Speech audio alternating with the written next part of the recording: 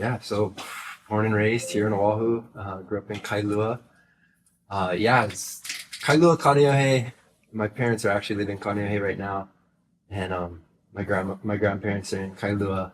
But yeah, grew up, did Aikai Elementary, Kailua Intermediate School, went to Kalaheo for high school, and love the lifestyle growing up here.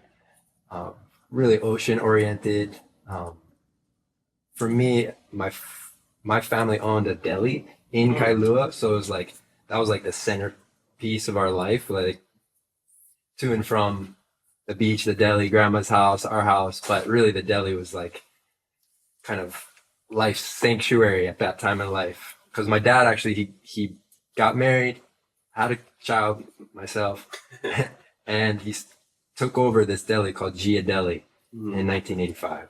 Dang. So if you were late 80s into the 90s, early 2000s, chances are you had a deli sandwich from my dad at Gia Deli. And it was just a great lifestyle and space to grow up in. Skateboarding all around Kailua, the Kailua Shore Break right there, Kalama Beach Park, learning to surf. Yeah, grateful for that. Yeah. So while you were going to school and growing up, were you into music back then, or were you into like sports? What was your main passion? Totally, great question. Definitely both sports and music. For me in Aikahi, there was an amazing program that was created, basically choir, that was allowing me to find my voice. And Judy Willis, she was such an amazing teacher to me at that time because I was getting like little solos to sing within the choirs and discovering that I like wanted to sing, discovering my own voice. But typically singing other people's things, and by the time I was fifth grade, sixth grade, I think I started doing Elvis impersonations. They discovered like I had this passion for, oh, thank you very much. Like this kind of Elvis. And I loved the music at the time. I was they would call me an oldies kid. I liked listening to old school music. My dad's a classic rock guy, so I would listen to like all that type of music back then. I started singing and started doing more choir, started doing more theater type things. Like I did Elvis, Jerry Lee Lewis, Neil Diamond, some classic ones. Started acting a little bit as well. But at the same time, I was also doing a lot of sports. So there was also like soccer. I was doing the AOSO, Little League, Kainalii Little League. And then surfing when I had spare time. Yeah. And since your family had that deli business, did you have to work for them as well? Oh yeah. Yeah. You gotta, family business. You gotta get put to work. So I was like, usually they put me on the register. Oh, okay. Which I became, in that type of environment, you got to be a people person, learn to connect. And I love connecting with people as they came in. It was cool. My dad taught me the register, and I would make sandwiches too. But my dad was on the slicer like all day. That was his thing, just cutting meats. Dang. Yeah. So when you were doing all of this, what did you want to do when you got older? Yeah, I didn't want to like work in a deli. I didn't want to. I wasn't necessarily wanting to take on that role, but I think back then I had aspirations for being an actor. It was like, now that I'm thinking back to it, it was like I really wanted to act. I wanted to like put myself out there. I loved singing.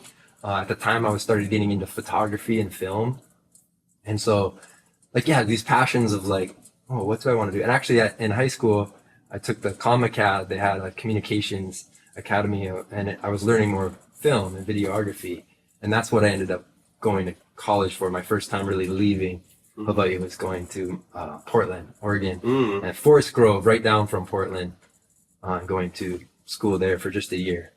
Okay, and then you were learning film, or at that time it was mainly for film. Really, it was like that was kind of what I thought I wanted to do, and I hadn't really left the island, so it was like, okay, I'll go dorm life and kind of see if this is what I want to do. But yes, it was film oriented at the time.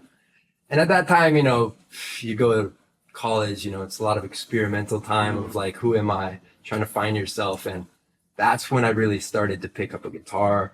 That's when I started to like play more of my own music, see what wanted to come through. I had never experienced a winter where you're like not necessarily, you're like super cold when you go outside. So I was like, oh, Like I remember the first time it started snowing, like this light snow that would melt in your hand. All the Hawaiians are outside, just like what? Yeah. Everyone's looking at you like, yeah, look at the Hawaii. Snow. This is melting in our hands.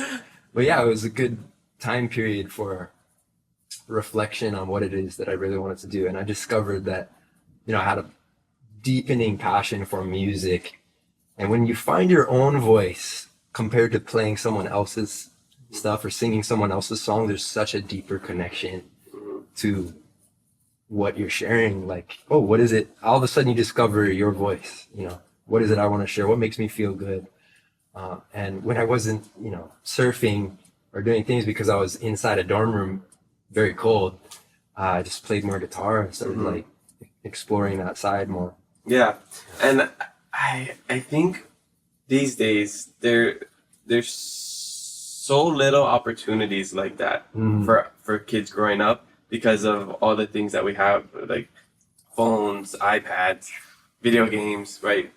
So you don't have the time to just sit with yourself and figure out like what you want to do. How many people can just sit alone in their room for an hour and just not touch their phone? Yeah, nowadays we have that. Yeah, exactly. Instant, like attention grabber.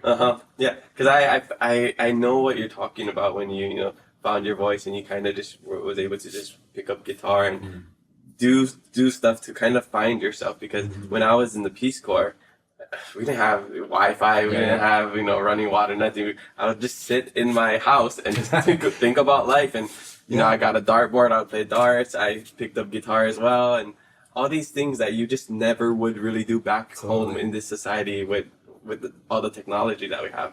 They say so-called like boredom can actually lead to like creative energy. Yeah. You're like, well, I gotta find something to do, right? Exactly. Yeah. And I think having that space to like figure out the creative elements within ourselves of like what really is calling me and what do I have passion for to be creative with. And to have that space in the dorm room to just be like, oh, I'm gonna pick up the guitar. And then I'm realizing like, whoa, this is something I think I'm going to do for the rest of my life. Nice. So we can thank boredom for your career then. There you go. Because I'm definitely not bored anymore. I got lots to do. Yeah, I know. But it started from...